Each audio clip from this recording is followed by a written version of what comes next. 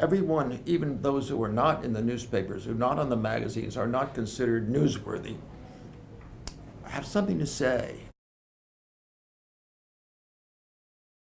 As I speak to you now, in the aftermath of Donald Trump's surprising victory, it caught the media by surprise. And what caught them by surprise, I think, was they weren't used to talking to people who might not have been educated on the level they are, the underclass, if you will, the unrepresented form that makes part of a population full. They might be in smaller cities, they might be in places that are not considered centers of power or privilege. But these people, while not centers of power or privilege, are people. And they are people whose voice, even if it's not articulate, should be heard.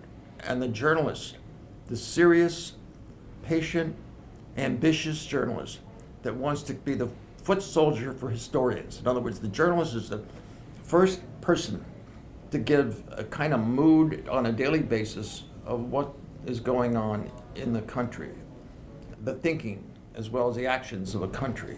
This generation in the early Trump era are so, I think, still unaware of how vast and varied is the American experience, because they talk too often to the people in power. If I were running a newspaper today, or running a network, I would break up the Washington bureaus and have those people not cluster as you see them every day at the presidential news conference. They're all jammed together in Washington. I'd have them around covering the country from the level of state capitals or from smaller cities. And you'd see the reaction of the laws, the reaction of policy as set in Washington.